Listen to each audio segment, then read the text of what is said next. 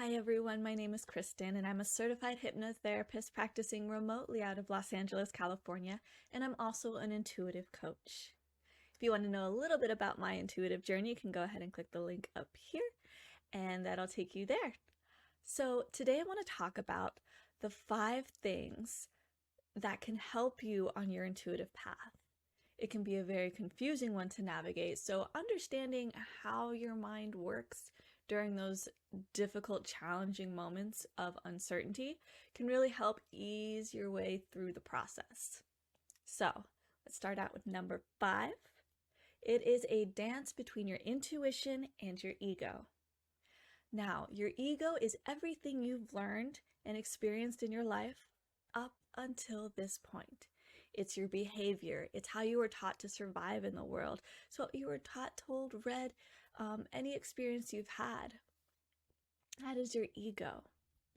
And your intuition, that's you at your core. That's your essence, right? It's a very powerful part of you. Now, number 4, it is a balance. And it's very important balance of learning how to integrate your ego with your intuition. There's a lot of highs and there's a lot of lows on your intuitive path. And it's important to integrate those both. When you're having that blissed out, enlightened moment, and then you're hitting that dark place that no one likes to go to, learning how your ego works, which again is just a part of your mind that just wants to keep you safe, right? From all of those previous experiences. So what typically happens during those lows is your mind is trying to make sense of it. But your intuition is going to push you through it, right? So when you go through and you have those new experiences through integrating those lows and through healing, it allows the ego to learn something new, and it creates a new place to make new decisions from. It builds trust between the ego and the intuition. When you have those highs and you have those lows, I kind of like to think about it as like, this is who you are at your core, and this low is just, this is why you're not. So your ego is going to try to battle it out to either confirm why you're not. It's going to bring up old beliefs. It's going to bring up anything to keep you from moving forward or even experiencing that experience because it just wants to keep you safe. But that low will not make sense until it's healed and you have that new awareness and you have that new perspective from that growth. I know for me, this is a part of my journey where I felt like I was losing my mind almost always. So looking back and being able to have that new perspective that it was just part of the path. It was just integrating both intuition, the ego. Number 3, how time and experiences work. So with intuition, every experiencing that you're having is happening in the present moment. So let's say if you're worried about a future event, that future event is actually happening now in your body.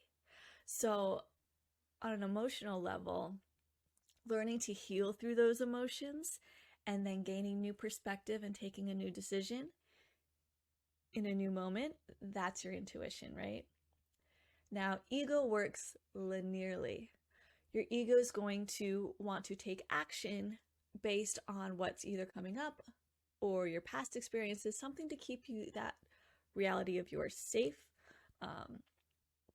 And that's how the ego works, especially in time. So if you're ever in those moments and you're feeling stressed and you're feeling anxious, take a moment, take a deep breath,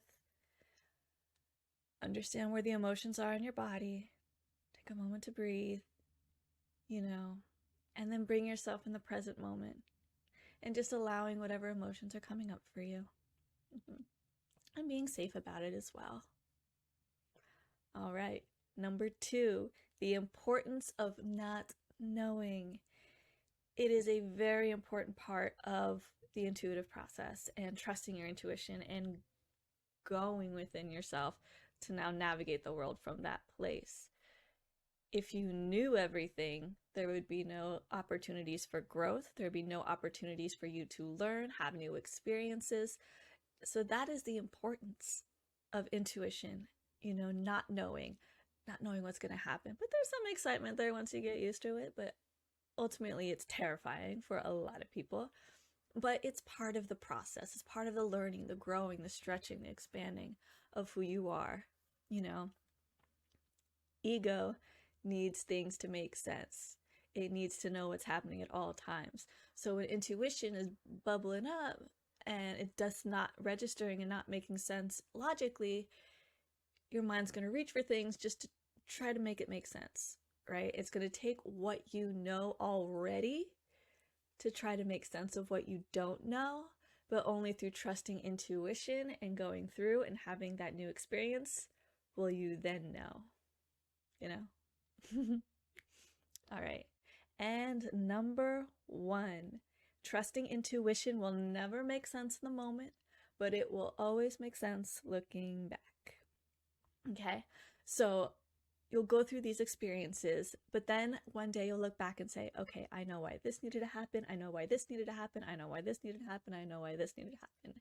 And it's also a great indicator of your growth. You know, how far you've come, how much more you got to experience in your life, right? Awesome. Well, thank you guys so much for checking out my video. I'll be posting a few more up. If you're interested in a intuitive one-on-one coaching session, you can go ahead and click the link down in the description. All right. Thank you guys so much, and I'll see you next time. Bye-bye.